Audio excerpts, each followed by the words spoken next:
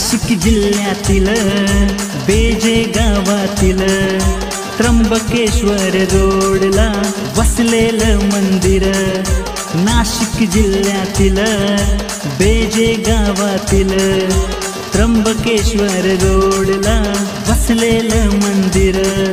नवसाला पावते हाकेला धावते, नवसाला पावते हाकेला धावते अशी माझी